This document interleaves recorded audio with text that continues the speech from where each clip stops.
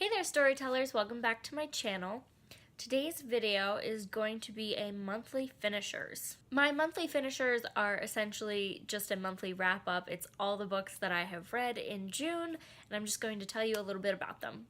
Don't forget that if you enjoyed this video, let me know by leaving a like down below.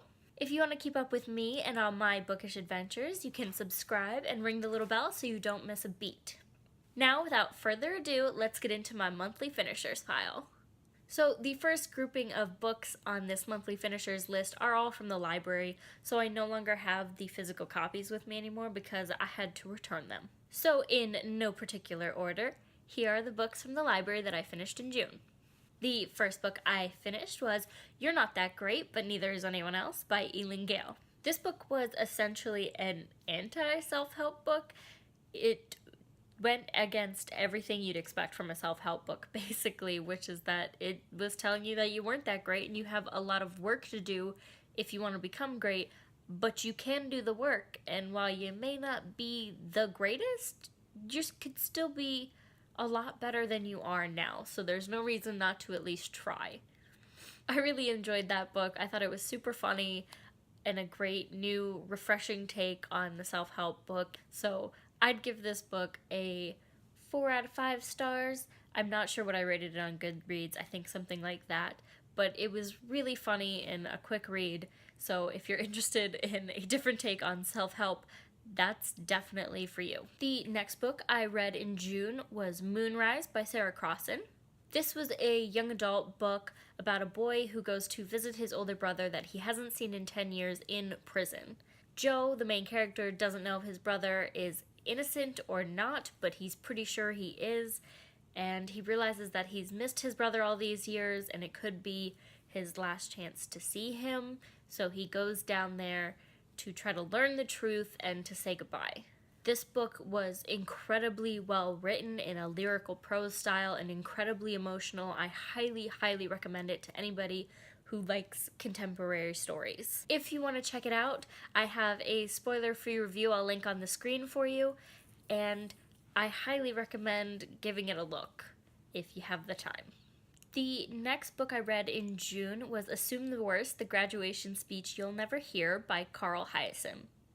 This graduation speech was very short, easy to read, and very funny. It was the same sort of vein of humor that You're Not That Great had, which was basically to say that a lot of people have a lot of work to do to get where they want to go in life, but that's not to say that you can't try and you can't get there. If you're the type of person that really enjoys reading graduation speeches and you find them inspiring or just amusing to read, I highly recommend picking this up. I read it in about half an hour. It's not going to take hardly any time out of your day to enjoy it, so I'd pick it up if I were you. The next book I read was Honeybee by Trisha Mateer. Honeybee is a collection of poems written by Mateer about her own personal experience with being the first to walk away from a relationship because you feel like the other person is pulling away from you first. I think we've all sort of had that experience where you feel like someone doesn't want to be spending time with you anymore, so you leave just to sort of cut your losses and avoid being the one to be hurt first. Mateer's style of poetry was really raw and full of personal emotions and experiences. I personally have never been in a relationship like she has where that's happened to me, so I couldn't relate on a personal level, but I really felt for her and her experience, and I thought it was all beautifully written. It was an incredibly honest look into her experience and a part of her life that she felt she needed to share. If you're the type to enjoy contemporary poetry, I highly recommend checking this out. The next book I read in June was The Financial Diet, A Total Beginner's Guide to Getting Good with Money by Chelsea Fagan. The Financial Diet was basically a how-to guide on how to manage your money and how to budget and how to budget so that your life goes the way you want it to, so you have the freedom, monetarily speaking, to do the things you enjoy and buy the things that will make your house and your life more productive and more conducive to happiness. That's really all I have to say about it. I highly recommend anyone check it out. I think it was sort of targeted towards young professional females, but I think it has great advice for anyone who wants to know a little bit more about how to budget and handle their money. Finally, the last book I have officially finished in June so far is The Night Circus by Erin Morgenstern. This book follows the story of two young magicians named Marco and Celia who are bound from a very young age into a challenge with each other, which is set in the backdrop of a circus in which they manipulate the attractions and events. Along the way, a lot of people get caught up in their game, and there are consequences that were unforeseen and challenges that were unforeseen, and they both take them in stride as best they can, but things get very complicated very quickly.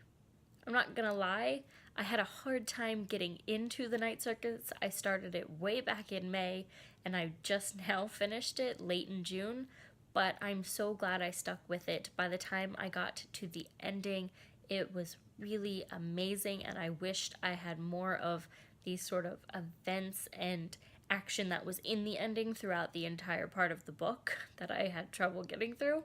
But I highly recommend anyone who is used to high fantasy or is looking to start it, pick this up because it's a really beautifully written read, and I think a lot of people will enjoy it if given the opportunity to really get into it. The last two books I'm going to include in this video, I have not technically finished yet.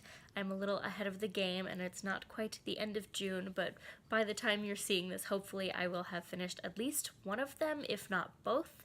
So I'm going to go ahead and tell you guys, preemptively speaking, the two that I think I'll have finished by the end of June because I've already got a good hunk taken out of them. So the first book that I think I'll have finished by the end of June is Truly Devious by Maureen Johnson.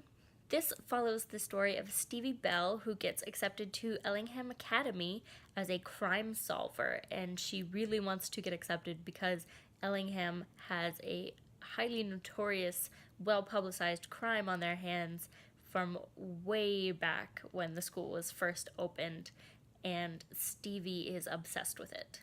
I'm a huge fan of sort of mystery novels like Sherlock Holmes and The Westing Game, and this seemed like it was going to be right up my alley. I'm about 130 something pages into it and I'm already loving it.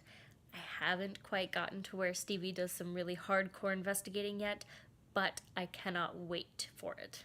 Lastly, the final novel that I hope to finish by the end of June is The Last Equation of Isaac Severy by Nova Jacobs.